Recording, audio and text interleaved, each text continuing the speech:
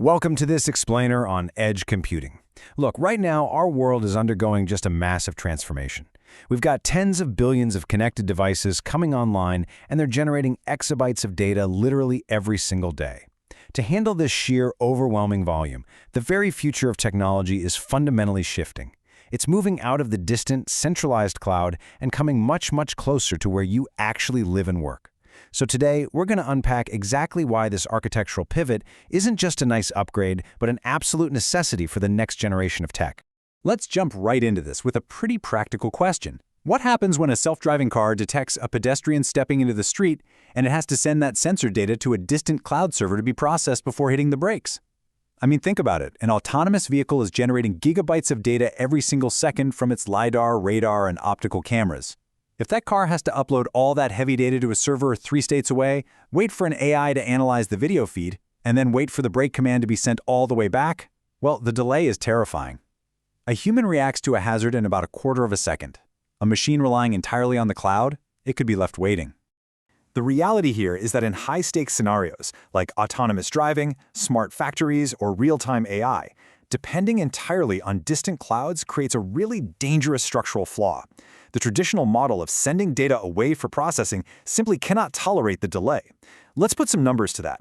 If you're traveling at 60 miles per hour, a mere 100 millisecond delay in network transmission means your car travels nearly 9 feet before the brakes even engage. That is literally the crucial difference between stopping safely and a catastrophic accident. High stakes require absolutely zero delay, and that mathematical reality changes everything about how we have to design these modern systems. So here's our roadmap for this explainer. 1. The cloud distance problem. 2. What is edge computing? 3. The edge computing process. 4. Real-world edge applications. And 5. The distributed computing future. Starting with part 1, the cloud distance problem. Basically, why the cloud alone just is not enough anymore. Latency is the real antagonist of our story here. We are talking about the physical reality of communication delay. When a device sends a request to a cloud server hosted in another region, that data has to travel through local networks, your ISP infrastructure, the internet backbone, into the cloud data center, get processed, and travel all the way back. And here's the profound issue for us as tech professionals. We are fighting the literal laws of physics. Data can only travel through fiber optic cables so fast. Even racing near the speed of light, physical distance creates an absolute, immovable floor for latency. You just cannot optimize your way out of the speed of light. Even if it's just milliseconds, the time it takes for data to travel to a distant server and back is simply too slow for instant decisions. Which brings us to part 2. What is edge computing? The local intelligence solution. Think of traditional cloud computing kind of like a restaurant, where every single order gets sent to a kitchen located in another city. Imagine waiting an hour for your fries just because the kitchen is 3 towns over. The food eventually comes back, sure, but it's highly inefficient and you're left starving in the meantime.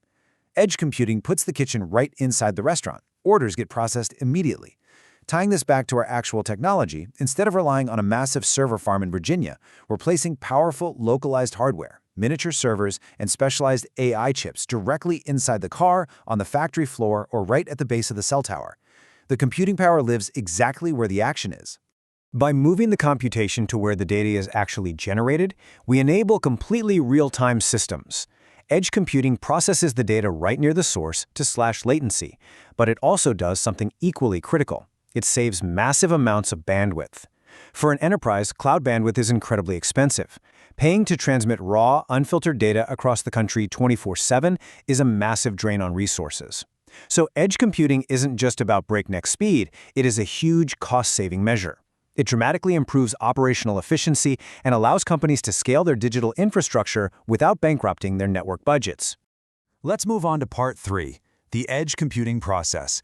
This is how hybrid architecture actually works in practice. It breaks down like this. Step 1, data is generated locally. Step 2, the local edge device processes that data. Step 3, an immediate decision is made locally. Step 4, important data is sent to the cloud. Picture a massive industrial machine in a manufacturing plant. Suddenly, it starts to overheat, throwing off alarming thermal data. In steps 1 and 2, the on-site edge computer ingests and processes that anomaly in literally milliseconds. In step 3, it makes the localized split-second decision to just cut the power. Boom! It averts a massive fire before the cloud even knows what happened. Then, and only then, in step 4, does it send a tiny packet of vital, filtered data, basically the alert of the shutdown, up to the cloud for the record. Now, a crucial point to understand, and a lot of people get this wrong, is that edge computing does not replace the cloud. Instead, the architecture is fundamentally evolving to become hybrid. They work together in a highly coordinated system. Think of the edge as the system's reflexes, handling the instant, instinctive actions needed to keep things safe and running. The cloud, on the other hand, acts as the brain's long-term memory and learning center. It aggregates all that filtered data globally from thousands of edge devices, runs heavy historical analytics, trains better machine learning models, and then pushes those upgraded, smarter models back down to the edge. Let's look at Part 4, Real-World Edge Applications, High Stakes and Big Data. Okay, imagine a smart factory equipped with 10,000 distinct sensors, all continuously streaming data. If you were sending all that raw vibration, temperature, and visual data straight to the cloud continuously, the whole system would just collapse under its own weight. Let's say you're streaming raw 4K video from those sensors 24/7 to monitor quality control. That requires petabytes of data transfer every single month. It's an insurmountable economic and technical bottleneck. Sending all of that over the internet to a centralized server would cost an absolute fortune and saturate pretty much any available network. Instead, local edge computers act as intelligent gatekeepers across our IoT and AI systems. They sit on the front lines and filter out the noise. Let's look at how this plays out across different sectors. For autonomy, autonomous vehicles process pedestrian detection instantly on board. For physical security, smart cameras identify suspicious activity right there on the device, rather than uploading hours of boring, empty footage. And for operational efficiency, retail AI manages theft and inventory while industrial robotics predict overheating right on the factory floor. Even your voice assistants are processing your speech locally in real time now. The edge device is the ultimate gatekeeper, ensuring only crucial events actually trigger a cloud alert. Finally, Part 5, the distributed computing future. Let's talk about what comes next. When you combine the massive data pipelines and low-latency device density of 5G networks with the local processing power of edge computing, you get an incredible synergy. The result is the ultimate distributed intelligence reality. Think of it in biological terms to really grasp it.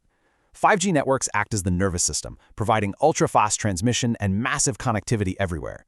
Edge computing serves as the localized ganglia, the clusters of nerve cells that handle instant reflexes without needing to consult the brain. Together, this cloud and edge synergy allows for massive data pipelines that culminate in instant, intelligent action.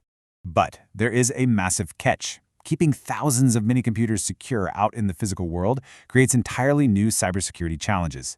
You've got distributed devices everywhere, remote infrastructure management, and an incredibly expanded attack surface.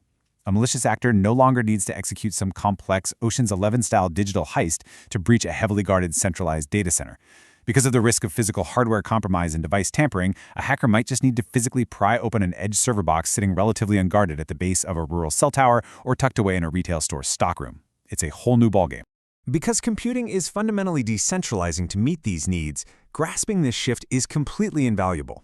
If you're building systems today, this distributed model is exactly where the money, the innovation, and the massive technical challenges are flowing. Edge computing is aggressively driving careers across the entire tech spectrum. Whether you're looking at cloud engineering, AI, IoT, robotics, or distributed systems, the industry pivot is crystal clear. Understanding how to engineer, deploy, and protect these local edge networks is quickly becoming one of the absolute most sought-after skill sets in the modern tech landscape.